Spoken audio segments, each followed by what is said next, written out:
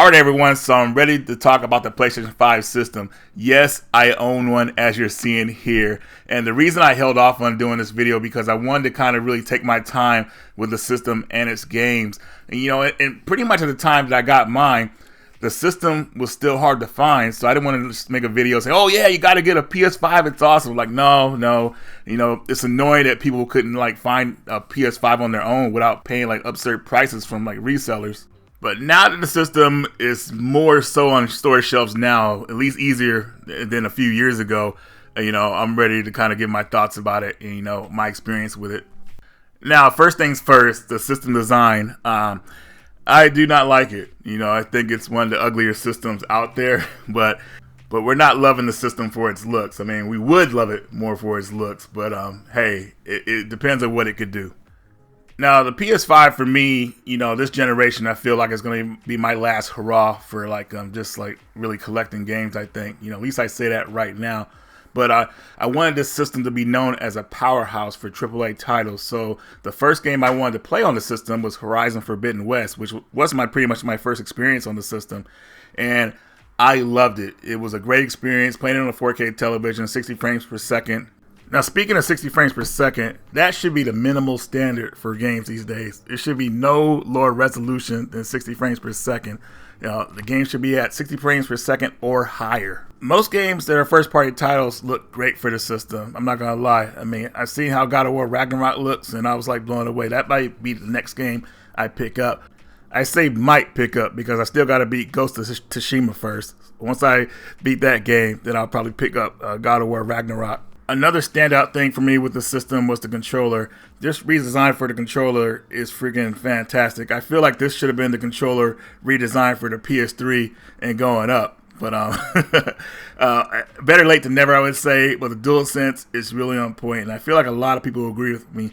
It's actually really good for first-person shooters, which I haven't really played a lot recently, but maybe I'll pick them back up.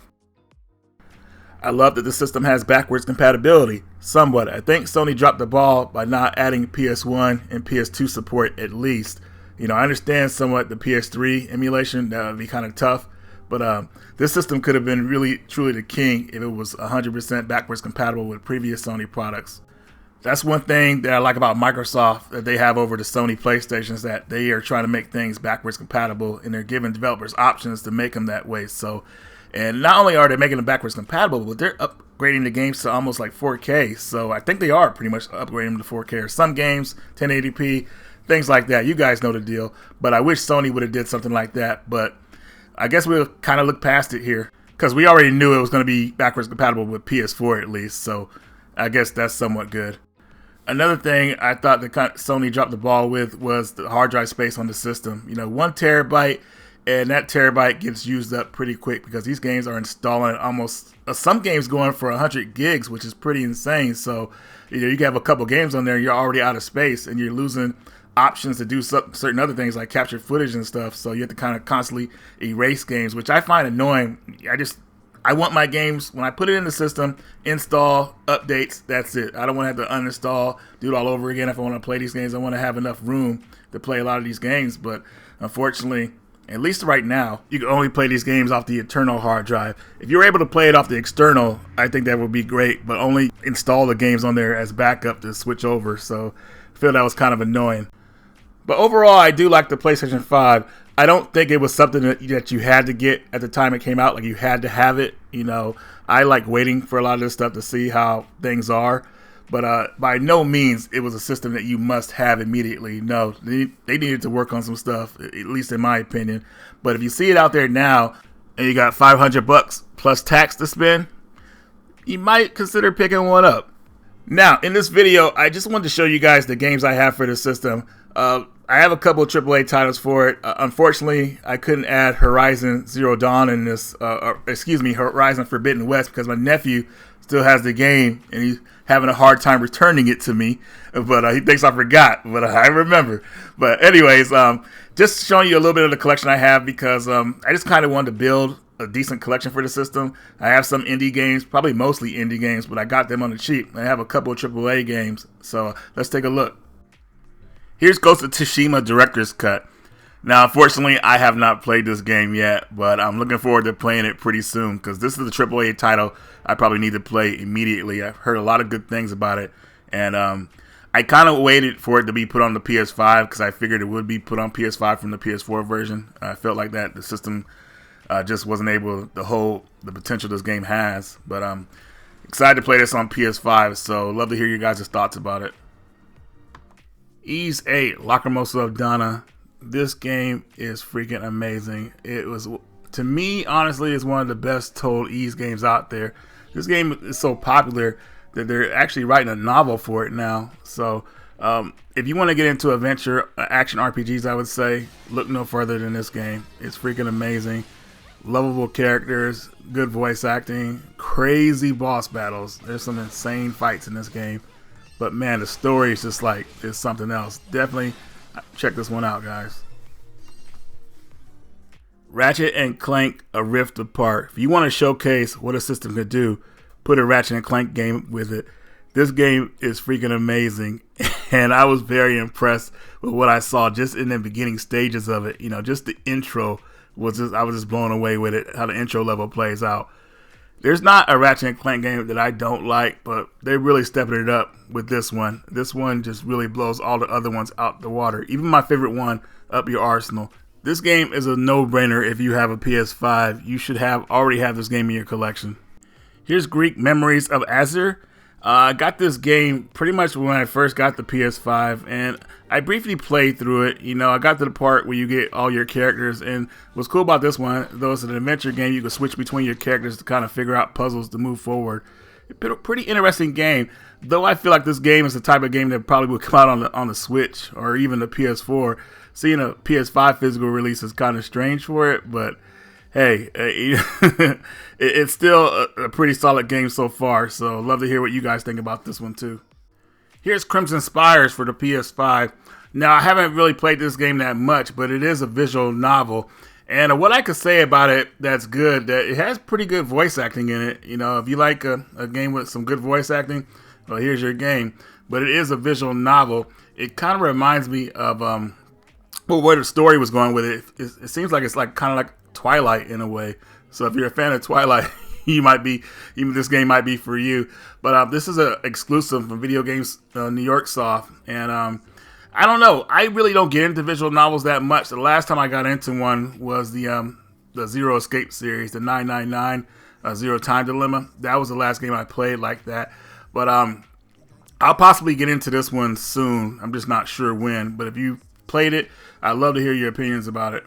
Inertial Drift is a fantastic racing game. You know, it took a bit for me to get used to the controls. You know, you actually control your car with the analog sticks, so how you drift, because drifting is a big part of this game, obviously. And it took me a bit of time to get used to. I'm still not used to it as of yet. You know, I'm getting better, but I won my first race, so I lost my second one, but the game was a lot of fun, and I don't know if a lot of people know this game exists. You know, it did well enough to get some DLC content, which you're seeing here, the Twilight Rivals levels, which are pretty cool. But what I played in this game, I'm actually having a lot of fun, and I'm looking forward to getting better at this one. So if you see this one out here and you like racing games, I would say keep your eye out for it. Here's Devil May Cry 5 Special Edition. Now, originally, Devil May Cry 5 came out on the PS4, and though the game looked fantastic, I was upset that you couldn't play as Virgil. You know, I feel like Virgil should be in every game as a playable character, because I feel like he's the better out of the twins. But anyways, this version lets you play as him, and it really feels familiar to how he played in Devil May Cry 3 Special Edition. I don't know how he played in Devil May Cry 4 Special Edition, because I didn't play that version with him in it. But anyways, definitely happy to have him back in it. It's great to have 3 characters to play as in this game. They all play, I wouldn't say somewhat different. You know, I feel like everybody has their unique like fighting style, which is great. But Virgil's has always appealed to me. So I would say, hey, if you like Devil May Cry, I would say this is a must-have in the series. Final Fantasy VII Remake was a must-have game for me, and when I found out it was coming to the PS5, I didn't immediately get a copy of it. You know, I waited till it went on sale. Walmart had some kind of sale that I saw through the ad of Cheap Ass Gamer, and I hopped on it and picked up the game. I think it was around like $18 or something like that. Now, this sale only went on for maybe I think 10 minutes. So I got lucky and got my copy of the game. Now this game is fantastic. Not only do they expand on the story, but the voice acting for the characters really fits them well. Well, I don't know if it's just me, but Aerith was one of my favorite characters in the original, but for some reason I can't stand her voice in the remake. I don't know what it is. She's kind of an annoying character. But maybe my mind will change as the story goes on. I don't know. Let me know if you guys feel the same way. But when I talk about the story expanding, in the original game, you're only in Midgar for you're not there that long. This whole game is like you're pretty much in Midgar the whole time, so it really expands on the story. These are the type of games that are going to push the PS5, I feel. So I'm very excited for the sequel to this coming out, I think this year, hopefully. Final Fantasy VII Reborn. But I know a lot of you are saying, like, nah, man, I'm going to wait until the story is finished before I play it. I would say play these games as they come out, because I feel like there's a long waiting period between the games. Luckily, we get the second one this year. We'll only have to probably wait 3 more years until we get the final version, or the final installment. Yeah, play these games as they come out, I would say, or until they get cheap enough for you to buy them. Here's Siberia, the World Before. Now, this is the 4th game in the Siberia series, and if you've been following me over the years, you know I love the Siberia series, and I think this is the best game yet, at least graphically. I mean, the visuals are beautiful to look at, but man, as the games go on, I'm kind of getting tired of how the puzzles play out. Pretty annoying, click this, click that. It's just, man, crazy. You guys know what I'm talking about who played this series. It's pretty crazy. But you're rewarded with excellent storytelling. And like I said, I think this is the best one yet. So if you see it out there, if you enjoyed it, I would say you would already have to be a fan of the series to enjoy this game. I don't know if this one's going to pick you up and sweep you away. But yeah, if you're a fan of the series, definitely check this one out.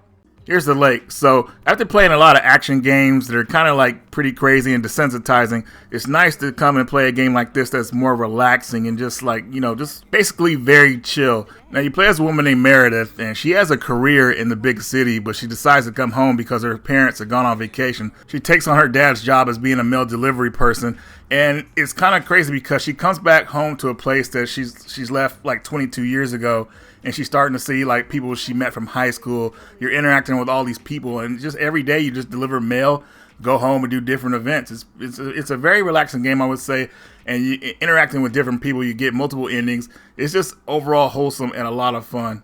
Now, this game by no means pushes the PS5's limitations. I really felt like the game should have came out on the PS4, which it did overseas, but in America they canceled that, at least for the physical, and they put it on the PS5. Now, I bought this for $10 at GameStop. It was on sale, and it probably still is now. But I think most people will need a game like this in their collection just to kind of calm down from other genres of games they play. Definitely keep your eye out for this one. Road 96 is a game I've talked about on my channel many times, and it is a fantastic game that I hope a lot more people will put on their radar to try out. What's really cool about this game to me is that you're not actually playing as the main characters. You're actually interacting with them. So you play as these kind of I would say just a non-commissioned characters, but you actually control them, but they have no face or voice or anything like that. But you do get to make decisions, and that greatly affects the story. The game has 3 endings. Luckily, when I beat the game, I got the best ending because I made just rational choices. But unfortunately, through my playthrough, some of my characters didn't make it, and it's very sad how it happens. But I would say definitely if you're looking for something story-driven, interesting, maybe a little bit of politics, actually a lot of politics in this game, I would say you might want to pick this one up. It's very interesting. Next up, we have a little bit of goth survival horror. That's right, goth survival horror. This is Tormented Souls. Just to describe this game a little bit, if you're familiar with survival horror games, and these are the old school survival horror games like Dino Crisis, Resident Evil, hell, even Chaos Break, but I don't think anybody knows about Chaos Break. You will know what to expect here, and it is done really well. So with the old school survival horror games, they really don't give you too much story in the beginning. They give you very minimal, and they throw you into a crazy situation. And this game does the same thing. You end up going to this mansion hospital place, and you get knocked out, and next thing you know, you wake up in a tub. And when you wake up, you pretty much have some some parts missing. I'm not going to tell you guys which, but most of you guys probably already know anyways. But definitely this game pulls no punches. It has a very clever puzzles so far. I haven't got that far in the game yet, but the puzzles so far pretty clever, very unique. If you guys think this game is too dark, no, that's just the way the game is in the beginning because the electricity is not running in certain areas. So you have to use your lighter, and you have to be very careful in this game because if there's dark areas you try to walk into, you will get killed immediately. So be very careful. Stay in the light. Try to stay safe. And if something's chasing you, you got to go old school Resident Evil style. Make sure you get it a good camera angle and start blasting away. I also should have said this too. This is the type of survival horror game that doesn't really focus too hard on combat, but more on puzzles. So very similar to the first Resident Evil game, I would say. So if you're not heavy on combat and you like puzzles more, this game is for you. Now, back in the day, I didn't mind puzzles, but now I'm all about the action. So sometimes the puzzles throw me off, but they're still good to have in the game.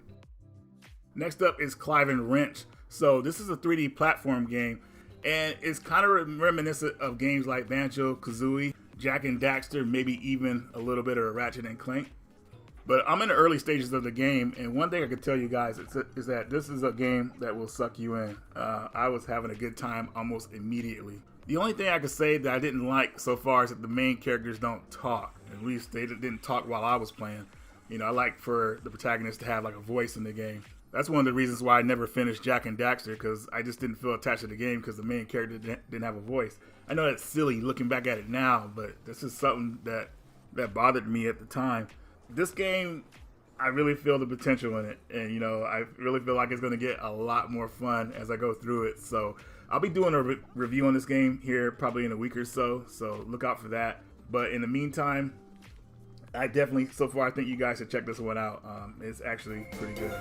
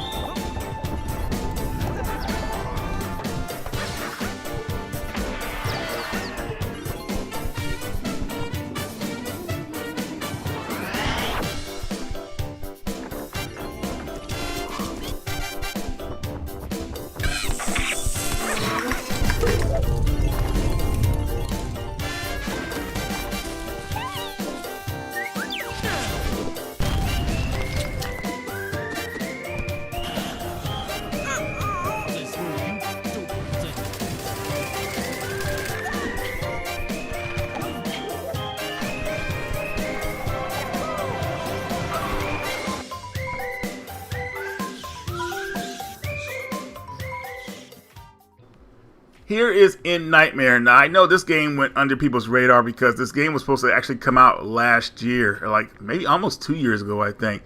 But this is a title where you play as a kid who wakes up pretty much in a hospital and he doesn't know where he is. He has no recollection of what's happened to him. And you're in a creepy area and you're being stalked pretty much by some kind of witch lady, and she is very creepy. Now, the game is pretty fragmented, and when I say fragmented, I mean the way it tells a story. Like, it tells you in bits and pieces, but it's very minimal, so you're not going to really know what's going on in this game. But I'm guessing that it'll come together towards the end of the game. I'm not really sure, but I'm probably maybe a quarter way through the game, and I'm still kind of confused on what's going on.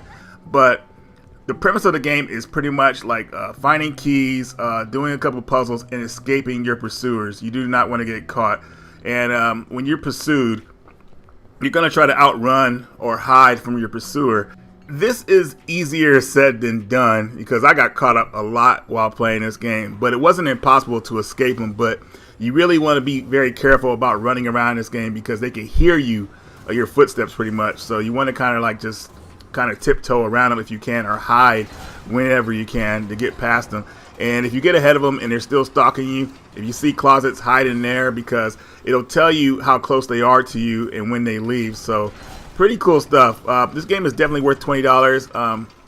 I don't really have anything else to say about it as of right now because obviously I'm still playing through the game, but for $20, I think a lot of people can't go wrong with this one.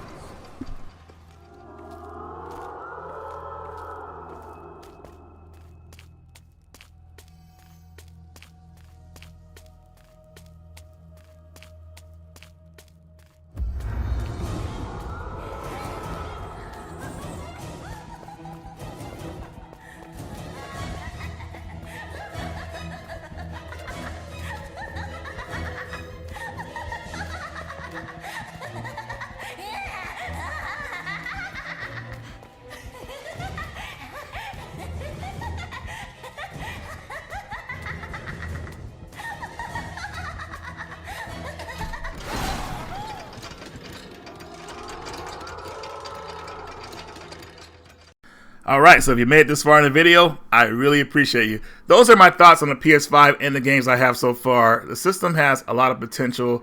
We'll see if it lives up to the hype in the future. But anyways, guys, that's all I got for you. Radical Reggie, and I will see you all later.